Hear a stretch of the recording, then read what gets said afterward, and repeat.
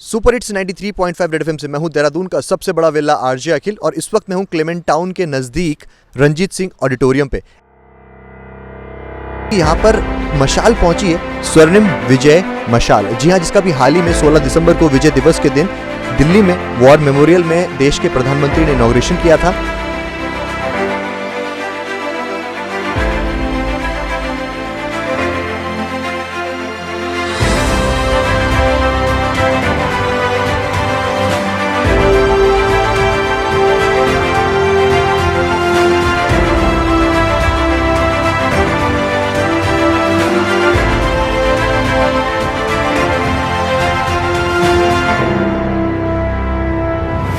दिल्ली से वो मशाल चली है और कल जो मेरठ से चली और उसी के साथ आज वो देहरादून पहुंची है और यहाँ पर जो 14th रैपिड स्ट्राइक के major general Rahul R Singh ने उसे रिसीव किया। इंडो पाकिस्तान वॉर जो 1971 को थी, जो 3 दिसंबर को शुरू हुई थी, 13 दिन तक ये लड़ाई चली थी और 16 दिसंबर को पाकिस्तान के 80,000 से ज़्यादा सैनिकों ने जो है अपना आत्मसमर्पण किया था, जो कि उनके जनरल थे नियाजी। वो आए, हमारे उस वक्त के मेजर जनरल जगजीत सिंह अरोड़ा के सामने जो है सरेंडर किया। जिस पिस्टल से उन्होंने सरेंडर किया था वो पिस्टल आज भी जो है IMA मैदान में रखी गई है।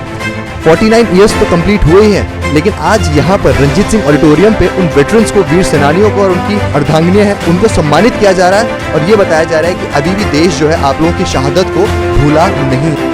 आइए कुछ उन लोगों से भी करते हैं बात, जानते हैं कि कैसा रहा उनका इतने साल में एक्सपीरियंस।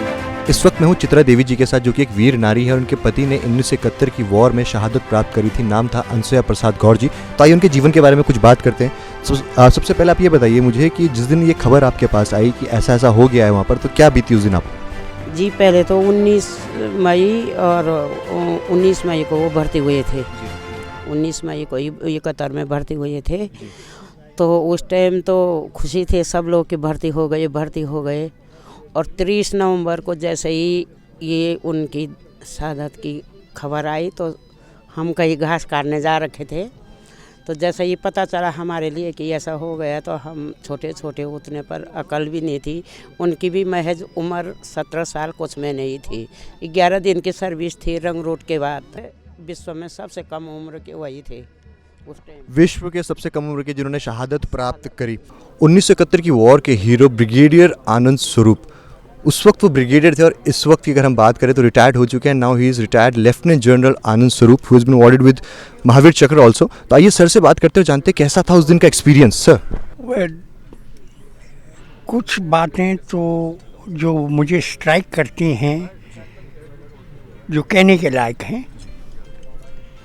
एक तो इस दफ़ा जो तैयारी थी वो बहुत अच्छी थी। पहली लड़ाइयों में हम रिएक्ट करते रहे जो पाकिस्तान कर रहा था। इस दफ़ा सिवाय इसके कि जो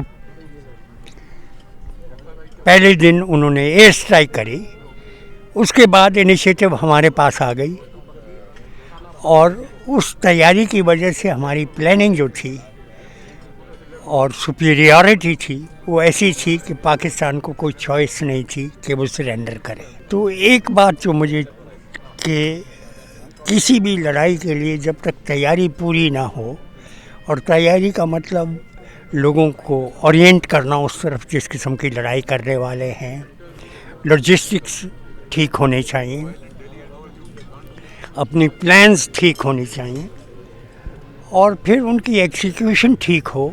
और वो तभी हो सकता है जबकि आपकी पूरी तैयारी हो, आपको टाइम मिला हो सोचने के लिए क्या करना है क्या नहीं करना है। इमीडिएट नीजर रिएक्शन नहीं है। अच्छा सर, जब आप ब्रिगेड कमांड कर रहे थे और जब आपको खबर आई कि पाकिस्तान पूरा सरेंडर कर रहा है, उनकी आर्मी सरेंडर कर रही है, तो उस वक्त कैसा फील कर रहे थे आप? इससे ज़्यादा बड़ी खुशी क्या हो सकती है कि एक तो कि हमने जीत हासिल की, दूसरा लड़ाई बंद हो गई और अब हम थोड़ा उम्मीद है कि पीस से रह सकते हैं। बट खुशी तो थी सबके हालत में। या कोई भी ऐसा मोमेंट जो आपको याद आता है बार बार उस 13 दिन के अंदर? एक याद आता है कि मैं एक बटालियन जो थी मेरे अंडर कमांड, मैं वहाँ बटालियन कमांडर को मिलने गया और उसको कुछ हुक्म देने थे। तो हुक्म देने गया तो मैं ऐसे कुर्सी पे बैठा था, टेबल थी, बटालियन कमांडर वहाँ था नहीं। तो मैं उस वक़्त नक्शे पर एडजुटेंट को बता रहा था, उसका नाम मेजर कुमार था, कि क्या हुक्म पास करने तुम अपने सीओ को। तो उस वक़्त एक आर्टिलरी का गोला आया और वो तकरीबन वहाँ गिरा जहाँ वो बैठे हैं, और ये लड़का जो यहाँ खड़ा था वो वहाँ पर एकदम ज़मीन पर गया। अब वो उस तरफ गया जिस तरफ गोला गया। मैं तो कुर्सी से निकल सकता नहीं था क्योंकि आगे टेबल थी, इतना रिएक्शन टाइम नहीं था। दरअसल वो मोटर बम था, और मोटर बम जब आता है तो आपको थोड़ी वार्निंग मिलती है, 2-3-5 सेकंड की। तो उसका एक हाथ यहाँ से कट गया, उसकी एक टांग यहाँ से कट गई। उसको उठा के ले गए डॉक्टर के पास, डॉक्टर वहीं था। फिर उसको आगे हॉस्पिटल में भेज रहे थे, रास्ते में उनका वो फौत हो गए, देहांत हो गया उनका। वो मुझे याद ज़रूर आता है। सो गाइज, ये थी एक छोटी सी मुलाकात वीर नारियों के संग, वीर सेनानियों के संग और आनंद स्वरूप जी के संग। और उसी के साथ आपको याद दिला दूं कि जी हाँ, 1971 में इंडिया ने लड़ी थी युद्ध पाकिस्तान के साथ, ईस्ट पाकिस्तान को आज़ाद कराया था, और बांग्लादेश देश जो है वो तभी बना था। सुपर हिट्स 93.5 रेड एफएम से मैं हूँ आरजे अखिल। बच जाते रहो। 93.5 बजाते रहो। Red FM 93.5